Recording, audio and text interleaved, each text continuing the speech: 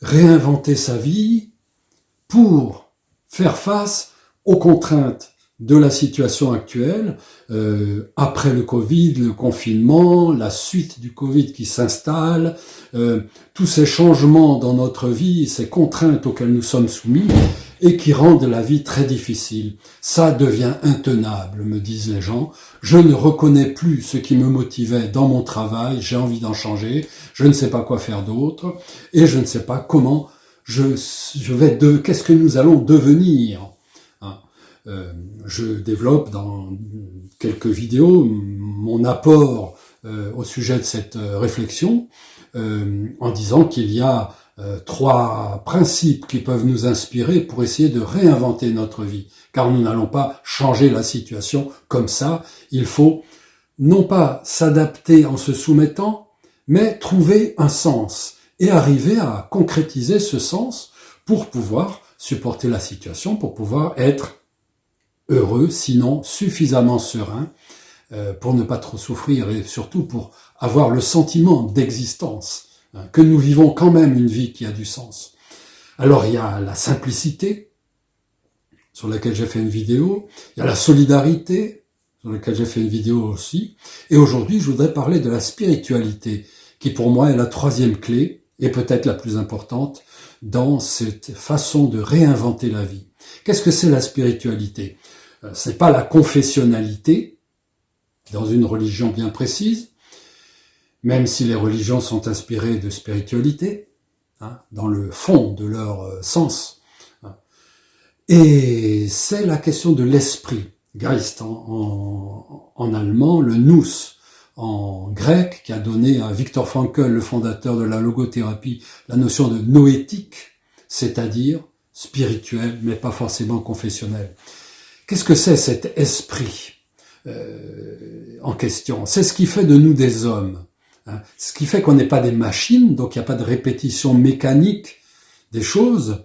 Ce qui fait que nous ne sommes pas des animaux, bien que les animaux aient aussi une forme de spiritualité. Peut-on penser, en tout cas en observant certains de leurs comportements parfois.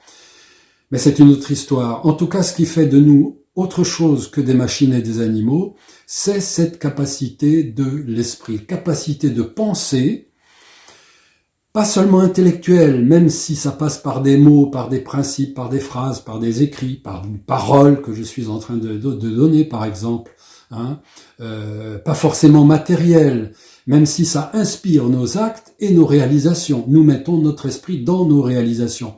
Par exemple, les cathédrales ont été faites avec des mains et des outils, mais c'est un esprit qui les a pensées. Les déchets que nous produisons dans notre civilisation industrielle et que nous jetons à travers la planète, c'est le fruit de notre esprit. Le fruit de notre esprit, de notre civilisation, de notre esprit collectif. On appelle ça des égrégores maintenant. En tout cas, ces déchets jetables sont les fruits de notre esprit. C'est quelque chose que nous avons produit en utilisant notre faculté spirituelle. Je préfère parler comme ça. C'est ce qui est relié à quelque chose de plus grand et qui produit autre chose, quelque chose qui nous dépasse, qui nous transcende. Et ça pose des questions. Quels fruits de notre esprit voulons-nous produire ? Quelle utilisation de notre faculté spirituelle souhaitons-nous ? Comment pratiquons-nous l'investissement de notre faculté spirituelle pour produire des pensées, pour exprimer des sentiments, pour produire des actes ? Telle est la question sur laquelle il faut se poser, se pencher. C'est les aspects importants, un aspect important du sens de notre vie. Alors, concrètement, comment réinventer notre vie par notre faculté spirituelle ? Il faut déjà se poser la question, dans quelle direction avons-nous, jusqu'ici, investi notre propre faculté spirituelle ? Dans quelle mesure avons-nous participé à l'investissement de notre civilisation ? C'est encore une grande question que se posent un certain nombre de personnes, les Esséniens par exemple. Et comment, dans l'avenir, allons-nous maintenant investir notre faculté spirituelle ? Pour réinventer notre vie, il faut que nous utilisions cette faculté spirituelle et que nous l'investissions d'une certaine façon. Est-ce dans la recherche du matériel, le matérialisme? Est-ce dans la recherche de l'argent, comme ça a été le cas dans le monde d'avant d'ailleurs, matérialisme, argent, finance? Est-ce dans plus de technologie, comme c'est le cas maintenant? On investit énormément de notre faculté spirituelle dans la recherche d'une technologie qui va nous permettre d'ordonner, de gérer notre vie. Est-ce dans cette direction que nous voulons aller? Est-ce à cela que nous voulons participer? Chacun a le droit de donner sa propre réponse, évidemment. Ou bien est-ce que nous allons développer ce qui nous dépasse et honore la vie dans sa profondeur? C'est aussi une grande question. Qu'est-ce qui honore la vie? Par exemple, allons-nous investir dans la communication authentique entre les êtres humains et déjà avec nous-mêmes?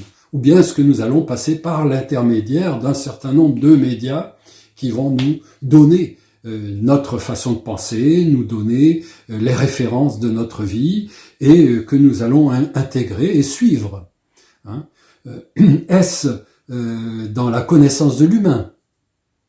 Qu'est-ce que c'est qu'un être humain? Quelles sont ses dimensions? Comment favoriser le développement de l'humain, de ce qui est proprement humain dans notre être? Est-ce l'amour de la sagesse, qu'on appelle philosophie aussi, qui fait partie des préoccupations de l'être humain depuis toujours?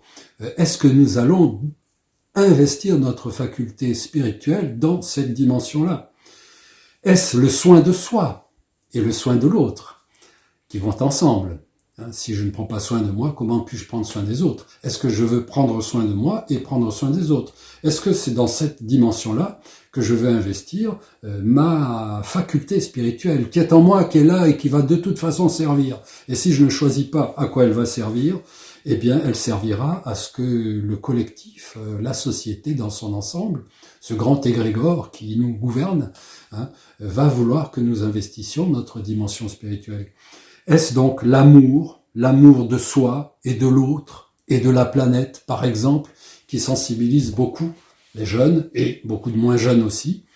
Est-ce dans ces directions-là? Alors chacun peut choisir, chacun peut et peut-être, toi, ou du moins est appelé à choisir, pour réinventer sa vie en choisissant les valeurs. Nous sommes invités à réinventer notre vie en choisissant les valeurs que nous allons servir et assumer le développement du monde dans cette direction-là. Qu'en pensez-vous? Dites-moi si ça vous inspire, si vous êtes dans cette direction, quelles sont pour vous les valeurs que vous voulez servir? Comment allez-vous investir votre dimension spirituelle? C'est un sujet qui, personnellement, me paraît très important. Merci de votre attention.